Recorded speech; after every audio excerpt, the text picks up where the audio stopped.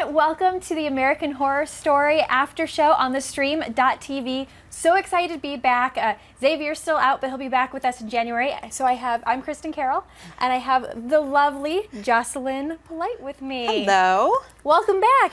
Thanks. I'm glad to be back. Thanks for having me back. I love it. Last time Jamie Brewer was here with you. Yes. I'm sorry we couldn't bring her back in for tonight. She was so fun. I enjoyed her. I enjoyed like the interview with her and everything. She was so fun, and she just added so much to the season, which was great. So I'm glad to just be back on here, and thanks. I'm so glad Xavier hooked her up to come back in this week, and what a great episode to come to. What did you think of it? I loved this episode because episode, what was it, 9 last week confused me. I was just totally confused. There's a lot going on. There's a lot going on, and everybody is starting to look alike to me. I noticed that, and I'm just like, everyone has dark hair. Everyone is, you know, getting kind of gritty and seedy, and it's just, everyone's just starting to mesh together, especially the men. So this helped flesh it out a little bit, so thank God. I think Lady Gaga, aka the Countess, likes her men the exact same way. Exact same way. Oh my gosh. I'm not like that.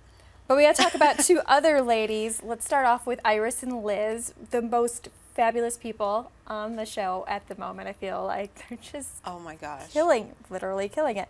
So we see at the beginning, we have Liz, and she's reading her book. She's recapping all of the different couples that come into the hotel. And we see like this old couple that comes in, and their final plan is they're going to kill each other. He has no reason to live because she has cancer. She has cancer, so she doesn't want to live anymore, so they shoot each other in the head.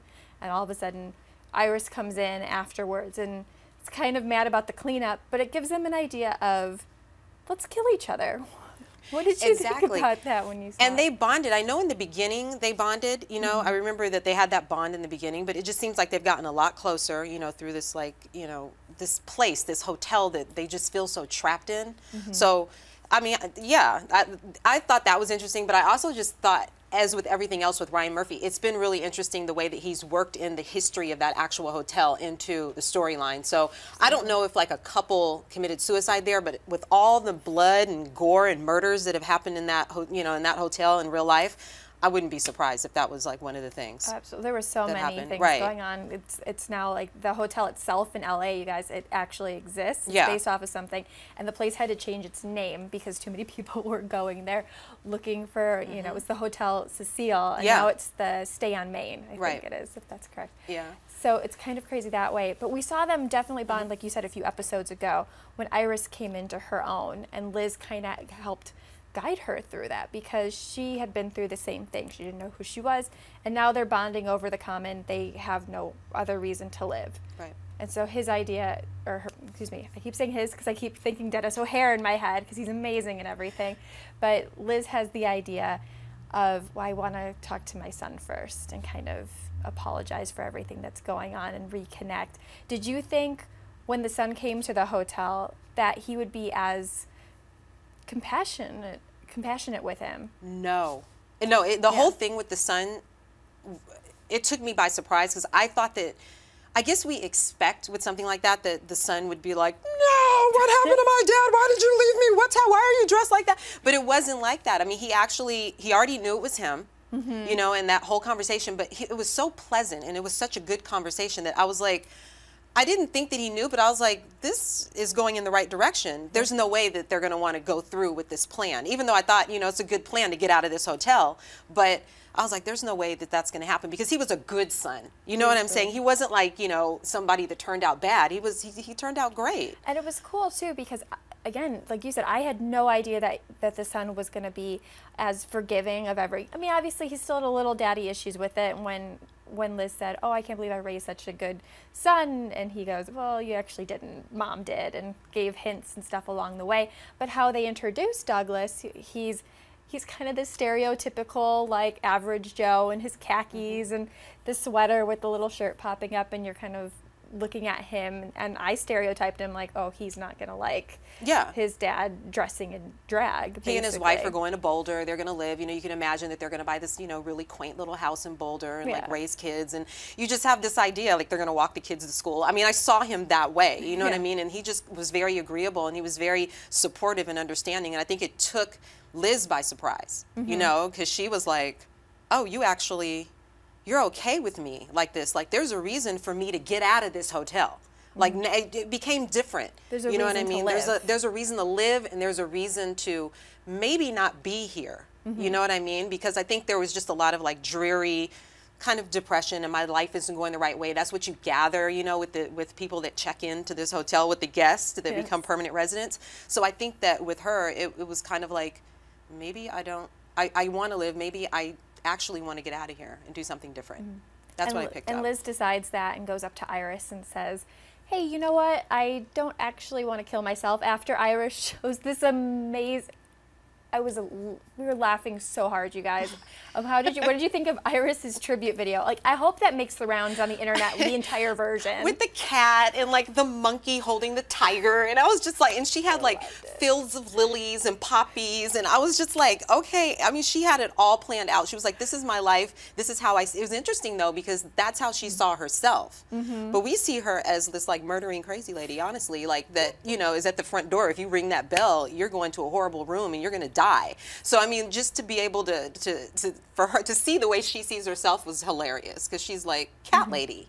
The crazy cat lady. The crazy cat lady. She's got tigers, the cat family. I want to see what else is in that video too. So, and it was really sad though, because she said everybody in her life has let her down, and her reason for living was she thought Donovan, you know, loved her as a mother, and it turns out he didn't really. No. He cares more about the Countess, and it was a means to an end with Iris to save her, and it was just a moment, he said, of not thinking. And so she's a little bit let down until Liz comes up with the idea, wait a minute, maybe we should take over this hotel. Right. Where did that come from? I don't know. I actually was, like I said, I was just going along the lines of like, hopefully Liz would want to just leave and just try to figure out life outside of this hotel. But then that could be a very scary concept, you know what I mean? Because she's very accepted in this hotel.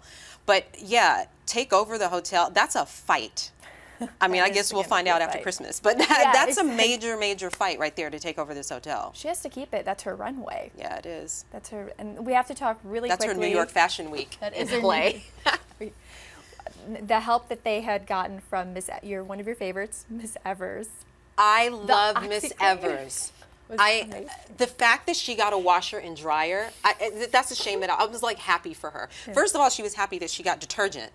Didn't he get her detergent? Yeah, the OxyClean. There's the oxygen in the bubbles. There's bubbles that actually clean along with the, she was like all excited about it. And then on top of that, it was like, that was the cherry on. She got the washer and dryer, like, it looked like the LG Samsung one that we all loved that was like at Best Buy. There was not a stain on that at all. That's going to be bloody by the end of the time. Oh, yeah. Wouldn't it be funny if all of a sudden she didn't know how to work it and just... It's not going to clean the way that she cleans, though. Do you think that? I think that she's got, Miss Evers has a method to how she cleans blood, brains, guts, everything out of those sheets and out of, you know, everything. I think that that washer is not, she's been cleaning like that for like centuries or however long it's been. That washer is not going to get it. She's still, I feel like, going to get that washboard and like do it her way. She's probably going to be really PO'd that it's not working that well. At the very least, it'll help with the drying. Like, the dryer is a good thing. Right. And it was kind of a small washer and dryer for such a huge hotel, but I guess enough people die in there. Exactly, and she's used to cleaning mattresses, so, you know. And speaking of bloody, John does his next kill. Sally, I'm assuming Sally's doing research on places for him to kill because she's whispering in his ear where to go, and then he goes and he kills these people who are worshiping another god. Sally is really, well, I think she was happy and content that it was the two of them, you know what I mean? And they were just kind of doing their thing. I don't know, and I wanted to ask you, now that we know who John is, I mean, you know, from last week's episode, or the week before his episode. And he's embraced his inner killer. He is just the killer, and we all know him as such. Do we like this John? Is he as intriguing now that he's out in the open as the killer? I mean, some of us thought already that some of us knew that John kind of was, or we guessed that John was, you know, was the Ten Commandments killer. But now that we know what he is, something has happened to his character for me. It's a little different. It's funny. I don't like, after this episode, I would have embraced this John more and would have been all for it, because I'm Team Sally and not Team Alex right now. So the fact that he completely deserted her and went to Alex, who's been nothing but a headache to most people on the show and the audience watching up until this moment, and even after this moment, I still don't like her as a character. I think Chloe's great as an actress. I don't think you're supposed to like her very much as Alex. So now I'm kind of like, I'm having a little break from John because he left Sally, and I didn't mind him being the murderer. I think that was kind of interesting. Right. But we all saw it coming too, so that wasn't a surprise. But the fact that he embraced it, what would he do next? I think that's really interesting. Yeah. I think that him trying to become this father again, this, you know, they're trying to save Holden and everything like that. It's interesting to see him back in that role now that we know what we know about him. But at the same time, I'm like, something's happened to his character because he got really juicy. Yes. You know what I mean? And then he's kind of pulled back this time. So I'm very sure it'll rev back up again. And poor Sally, Sally's going to bring it back up again because Sally is so jealous and so pissed off. And she's so emotional. I mean, her addiction is emotional. You know what I mean? She's just always crying and screaming. And, you know, it's like at first I was just like heroin Sally, you know, the drugs and all that kind of stuff. But it's really just like emotion for her. Like, you know, every little emotion that comes through, she's screaming and crying. She's just like an emotional bundle that doesn't have any clue what to do with it other than be angry or kill. And so, yeah, it'll be interesting to see what she does with him because he's got how many more kills? Just the one. Just the one. The murder. Can't, thou shalt not commit murder. Oh, Lord. That's not verbatim, you guys. Right. But that's the gist of it.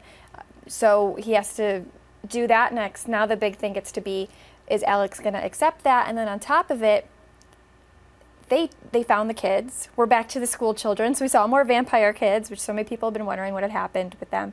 And they convinced them to go back to the hotel and then lock them in that hallway.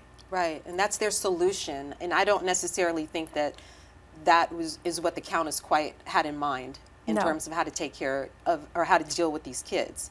You know what I mean? But something had to be done with them because they're just out murdering people. You know what I mean? So you had to like wrangle them in somehow. But like now, what are you going to do with them? I know they keep everybody in the hallway and they just you know somehow push them into the hallway and they just are there. But are we really about to keep these kids in the hallway? I don't know. I didn't know if the kids were actually. They were a good plot at the time, but now I just feel like writing wise, we don't really know what to do with them. Yeah, I agree. I think Ryan thought, oh, this is going to be a great scene. And then so many episodes went by that it's kind of left in the background. And it's like, oh, wait, people are asking about these. Because it's so late. Oh, the kids, I got to put those back in there. So let's just throw them in the hallway. Right. Get rid of them. It's reminding me of, I mean, not to like, I mean, we watch so many shows that we talk about, but it's reminding me even like on The Walking Dead where they have the baby, you know, like Judith. And now we don't know what to do with Judith. And it's just like, I thought of that when I was watching it. I was like, kids, you know, like what do you do with... And Judith is just the same age, like the whole time. Yeah, it's just strange. And it's not a vampire baby like the other kids. No. Totally different show, completely. I just happened to think about that as I was... I was just saying the fact that Judith doesn't seem to age very much, and these kids at least have an excuse for not aging during this amount of time. And I like the beanie kid. Like I call him the beanie kid. Yeah, like, that's a beanie. Max? Jimmy. Jimmy. Okay. Max is the original one with the measles. Okay, Max is the mean one. No, Beanie kid. Is mean. But Max isn't that nice either. Yeah, all these kids are evil. The only one that's really nice is Madeline. The little girl. Maddie. Yeah. She's adorable. Right. I don't know. The rest of them, I'm okay. I'm just. You know, yeah, I'm done with the kids. Yeah. I'm done with the kids. I feel like we can just, they're in the hallway, leave them there, let's proceed. Well, did you think, I thought for a second that maybe you know, you should not commit murder. I was wondering if he was going to kill the kids, and that was his final thing, and that would be kind of this big, bad Anakin Skywalker-esque problem that he just did. So I wasn't sure. But we know that it's going to, I assume that it's going to be a big kill. Yeah. It's going to be somebody major. You know what I mean? So that's the only thing that made me go, it's not the kids. It's going to be somebody that's really major that we're going to like, oh my God, you know, we're going to have that reaction too. And we talked a little bit about how this bonded John and Alex. They had sex. Didn't see that coming at all. Didn't need to see that, really. No. But, you know, okay. But they got to do what they got to do. I don't know. Murder throws people together, apparently, at the Hotel Cortez. Yeah, they bonded by, like, with the kids. And I don't know, maybe that whole feeling of, like, when they were married and possibly when, you know, it was happier between them or something like that. But I never liked them really as a couple anyway. I don't understand them really as a couple. But, I mean, to each his own. But them getting back together and, like, what are they going to do? They're completely, one is a serial killer, mass murderer. The other one's a vampire. They have a little child vampire. Like, what are you going to do? You're going to go home and try to play happy family? It's not going to work. No. So they try to go home and play happy family. Sally watches them leave, and she said, I'm going to kill you no matter what. And I think she will, or that she's going to send that addiction demon off to see him. Yeah, because we got a, didn't we get a little, we got a hint of him. We got a hint of him. He was behind her, right? He kind of like, so, which he's an I mean, that whole thing is an interesting character. What was that, episode 1 when we were first introduced to him, and it was like, what is that? Yeah, so poor Max Greenfield. Right, exactly, with the drill bit and everything. So it'll be interesting to see that come back. I don't need to see it in that way, but let's see it come back. And then we got to talk about briefly, you know, the Donovan and the Countess. The Countess kills Natasha. There's this great kind of back and forth scene between, you know, her killing him. Donovan goes to visit Valentino that the Countess doesn't know about. He kills him, shoots him in the head, and we also discover that Will Drake's back alive, so that's a problem as well for the Countess having to deal with that. So she tells Donovan all of this at dinner of what's going on, and then he hints to her, oh, by the way, your boyfriend, he doesn't know how to text, and he'll never FaceTime with you. And she's just freaking out. She goes to the motel and finds him dead. The love of her life. So he's gone, and she knows who did it, and so now it's on, you know, with that, because well, which we're laughing because of the ending. Because topic number 4 is titled. We don't want to go there yet. I need to go there. Topic number 4 is Hotline Bling, you guys. How I'm like, I love Matt Bomer right now. I liked him before. I love him right now. How hilarious it was just the best scene to, like, for him opening up, and he's just sitting there like hotline blinging, and he's just doing his thing and everything. And the exact moves too. He studied Drake. He really was, like, he had all the moves down and everything. And then it was funny because she's like watching him like, really, like, you just murdered my, you know, my man, and you're just sitting here grooving out to, you know. But I'll never hear that song the same again. Like, I just thought it was kind of cool to throw that in there, and it just made it so up to date, and I loved it, and it just made it like really present and really current, because that's exactly what we're all listening to right now. Oh yeah, and I think most of us dance to it, whether we want to admit to it or not. Oh yeah. And they reconnect, they rekindle their love a little bit, because she, even though she was gonna kill him, she doesn't, because she realizes nobody's really ever loved her that much, even Rudy. Because he always had the wife, there was always some other obligation and stuff like that. So they rekindle their love just as Hotline Bling starts to play again, and guns blazing, Butch Cassidy's in the Sundance style. It was really, it was Iris and Liz, amazing. They just come in, guns blazing, and that's the end. Right, I know. And you know what? And the thing with Lady Gaga's the Countess, with her character, because I'm trying not to call her Lady Gaga, I'm trying to call it the Countess in character, but her life, or somewhat life, or whatever that is in that hotel, like, her whole point was that she wanted to marry Drake and have the hotel and everything like that. We see little we see March coming through in little snippets, and he's one of those characters where now at this point I don't fully understand why he's there. Like, she hates his guts. Yep. And, you know, every time she sees him, she like recoils from him. So I don't really know why he really comes up now. You know what I mean? Like, I could see him, not with her, but I could see him coming up for John. Yeah. I just don't know why he's still coming around her. I guess it's because mesmerized. Of the love. Yeah, he loves her. He even said that he forgave her for stuff because she's beautiful. Yeah. That was, you know, what a pretty face can do. That's true. And poor Miss Evers, because she was in love with him, and he was just like, you're just a little He friend-zoned her long ago. Poor guy. So, you guys, we'll be right back. We're going to take a short break, and be sure to tweet us at #AHSAS. Join the conversation, send us questions, tell us what you thought of this episode as well, and we'll be right back to answer some fan questions and talk about the previews we saw.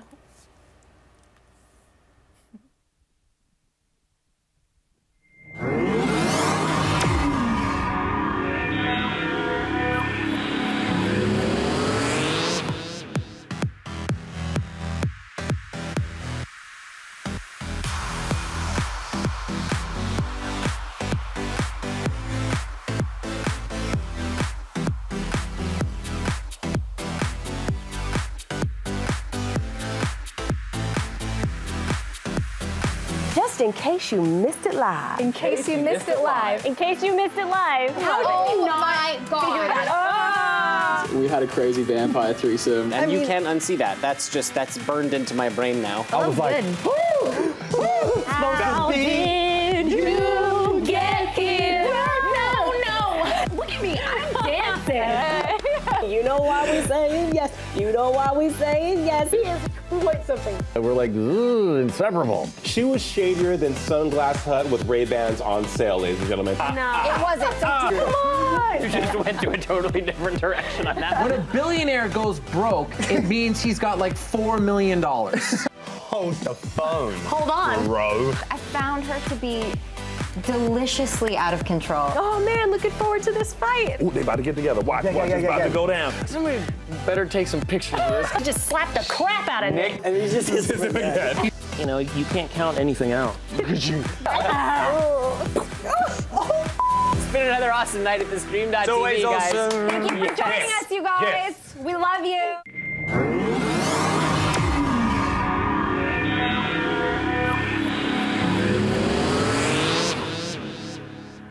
Thanks, guys, for sticking with us at the American Horror Story After Show on theStream.tv. We're going to answer some fun fan questions now. So, okay, so we have our first fan question from @PaulaTeresa76, and she asked, "Is he gonna put Valentino's head on a platter?" Well, they kind of answered that a little bit. I think, you know, when she asked that question, they were at the dinner, and were they going to go all? Do you watch Scream Queens? I don't. Okay. No. I won't say who was on a platter, but there is an episode where somebody's head does wind up on a platter in Scream Queens. I had enough of the whole dinner scene with that. What were they when they were dining with? With all the Ramirez murders. and with so we got some platter there. We're good. Yeah. Well, so he basically did. He said and kind of. I mean, not that there was much of his head left, anyways. No. He didn't leave much. No, not at all. So yeah, Valentino he's gone. He's crunched. Yeah. Okay. Our next fan question comes from @BasonBoat1, who asks, "Why did John kill for Mr. March? And will Liz Taylor leave the hotel?" See, here's what I'm wondering. I'm not sure John necessarily killed for March. I just think he used that as an outlet for whatever was going on internally, because obviously something was going wrong there, and sure, March was a mentor, but that's not to say that there wasn't something brewing ahead of time. What do you think on that? Yeah, I didn't really see him as killing for Mr. March. I just saw him like completing the work of, as like, you know, many, I guess, like killers or serial killers do, I'm assuming, you know, that something was unfinished and maybe looking up to what he did, you know, in the past and wanting to just, you know, it's almost like if you're a serial, it's unfinished. And I think for John, it was like, you know, he's still a detective. There's still something, you know, in there that wants to like get it all resolved, you know, and just this way, it's not like for the better, it's for the worse. But I think that he just wanted to finish March's work. I think that's a good comparison, because he's a detective. He's in the force. That would be something he'd want to complete everything. He wanted to complete finding it before he realized, oh wait, that was me. Right. You know, so right. And that's what I'm saying. It's like an assignment, you know, that mindset of like an assignment and just wanting it completed. And I think that when he saw March's work, he was like, oh, there's like, you know, however many left that need to, I'll take care of that. So. And then Liz leaving the hotel. I think that's going to be interesting, because we saw they want to do a takeover. Right. Basically, I think, as we said, they both consider that home. Right. I think they all feel like they belong there in some weird sort of way. So I don't think we'll see Liz leave anytime soon. What do you think? I would love to see Liz leave the hotel. I don't know what season of American Horror Story that will be called, but I would love to see her leave. But the thing about it is, like, how would she function in life? Like, how would Liz, you know what I'm saying? Because you kind of said that, like, the Hotel Cortez is her runway, and it's just like Liz needs, you know, even that hallway where she came into her own was her, you know, that was like her walk right there. And so where is she going to go in such a big city, and where is she going to settle in? So I think you're right. I think she's going to stay, that's her place in that hotel. Yeah, at least she's in LA. LA's, you know, a good place. Exactly. She could find a runway somewhere else. There's so many hotels too, if anything goes awry. She could. She could runway Venice Beach. Go, girl. She could. Okay. Our next question is from @movieloverchris, who asks, "Am I the only one who is pissed off that Jessica Lange and Emma Roberts aren't in AHS Hotel?" I think a lot of people miss, especially Jessica Lange. You know, and Emma Roberts, there's so much conflict, I feel like, between fans, if they like her on their show, if they don't like her on the show, especially because she's been on and off with Evan Peters for so many years too, and everybody loves him. And she, I think, was amazing on Scream Queens. So it made sense for her to do that and be the lead. Where if she went back to American Horror Story, she's not going to be the lead. It's either, you know, been Jessica Lange, now it's Lady Gaga. Right. It's usually some, not that Emma Roberts isn't a huge name, but a little bit bigger of a name in terms of, or older even. It hasn't really focused on a young person too often, even other with than the Thaisa. kids, Yeah. And in Coven, it was still, Jessica Lange was the queen bee there. So yeah, she was. He seems to put the adults a little bit more in charge. I'd be interested to see if they would do that with her. I don't miss Emma Roberts. I do miss Jessica Lange. There is just that, there's something missing, that matriarchal thing that's missing that has been in every season, and that's something that she's carried over from Murder House, you know, to Coven, to she's all, you know, even Asylum. I mean, she's carried all of that over as like, no matter whether she was good or bad, no matter what conflict she had, she was still that mothering, like grand matriarch, you know, the presence that we're missing. And I don't really have that with Lady Gaga, although I think she's doing a terrific job. But I don't have that with her like I did with Jessica Lange, so I do miss her. Well, and if she was the Countess, it'd be a whole different Countess. A lot of those scenes would probably not be in there. There'd be no sex scenes. Yeah, or if there were, they'd be a little bit more tame, like in Coven. Exactly. You know, when she did that, but it's not. It wouldn't have the same effect as it would. I think it still could be good, but in a different way, and maybe with that sort of thing, it wouldn't be sexy American Horror Story. No. I mean, not that she's not sexy, but because there wouldn't be the nudity as much. Maybe it would be more Horror Story, which some people were complaining about this I think season. it would be like her, I think you're right, and I think it would be like her just presiding over this hotel. I think it would be a very similar character to who she was maybe in Coven or even in Freak Show, you know, where she was just that leading person that just, you know, dealt with Iris and dealt with Miss Evers. And, you know, she seems like she would be that person. But it was interesting because while we were watching, I was asking Kristin, like, what would you think of Ramona being the Countess? Because she could do that. Yeah, I could see her. Oh, I guess it wouldn't be Ramona, but you know what I mean. Like, you know, it would be interesting to see Angela Bassett, you know, in that role. Because, like you were saying that she always plays like a side role. Yeah. What would it be like with her in, you know, a front leading role? I mean, she's definitely has the acting chops for it. We all know that. She's done terrific work. But it would be interesting to see her step up a little bit. Maybe we digressed a little bit. That'd be nice, next season it'd be fun to see her take on an even bigger role. I mean, I think about that even with Kathy Bates to an extent. Absolutely. In the last couple of seasons, and especially in Coven, I felt the two of them stole the show that season, pretty much. I mean, and they were the newer cast members as well, so everybody's watching them as well for that one. But I would like to see, especially Angela Bassett hasn't had much of a role in this season. No. She's been in maybe 3 episodes total. But an interesting character. Yes, very interesting. Okay, our next question is from @juicy_Judy, like that name. And her question is, my only question is, where is Scarlett? # where's Scarlett? Scarlett's with Grandma still. Yeah, we found out that she's with Grandma. At least they admitted that they're the world's worst parents for her. And everybody who's been watching is like, you guys are terrible. And they realized it too. Do you think they'll go back with Scarlett? I think that's the final question. I think Scarlett needs to be left with Grandma. I just wonder what Grandma knows. Is it just like we're on vacation? Like our son was kidnapped and now we're just on vacation, like trying to mend ourselves? Or like, and what's going to be different? Like there has to be, you know, things they are different. So what are you going to do? Just pick her up and put her in the car and like bring her to the house and she doesn't notice that things are different? Of course she is. So I think they need to leave Scarlett where she is so she won't be scarred, because eventually they're going to have to like do something with her. And I would hope that, you know, the mom, I don't know about her because I don't trust them. I don't trust her, like the mother, you know, and I just feel like she might give her the virus to make her a part. I don't know. I just don't trust her. I feel like they should just leave her at Grandma's, to be honest. Nothing good can come from any of it.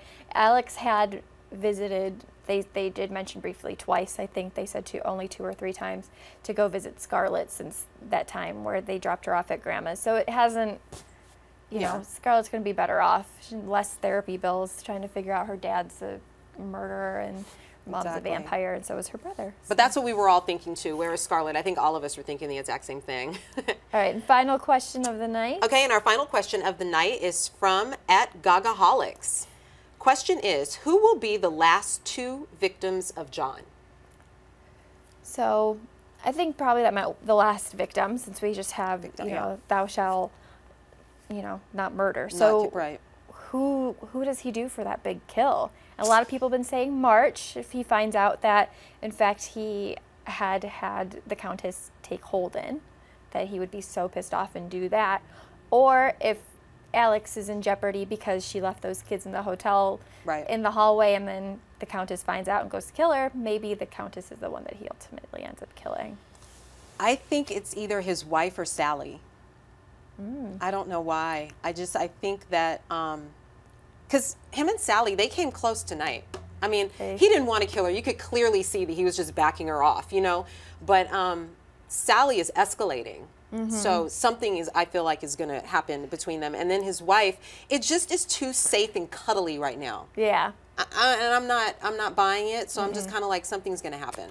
Well, then that's the other question too, is how much can he kill a March or a Sally, because they're ghosts, but they're obviously flesh. I mean, they can touch stuff, they can kill people, they can have sex. It's all this different stuff going on. So what does happen if somebody cuts off their head? Does it just come back? Does if you put them on fire, like are they gone that way? I'm not sure. I wonder what the rules are. I don't know. I don't know what the true death is. Like, exactly. I don't know what it is. I mean, we know.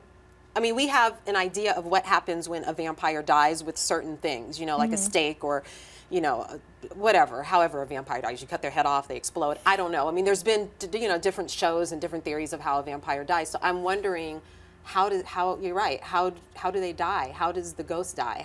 You know, it's going to be interesting how they wrap this all up. But I think we're in a really great place, though. Yeah, and we still need to find out if Tristan's really dead or not, too.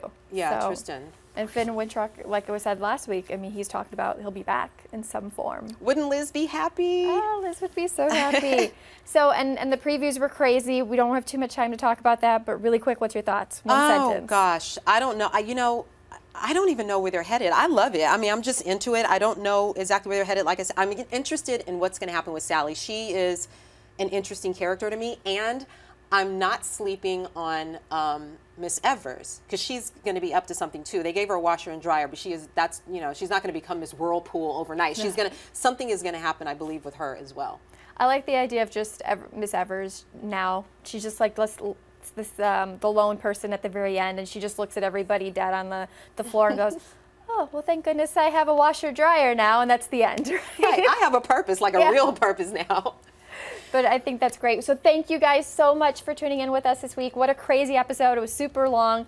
And again, please join us in the conversation throughout the week. We check all the YouTube comments and try to comment back to you guys. And also follow us on Twitter and use the hashtag AHSAS.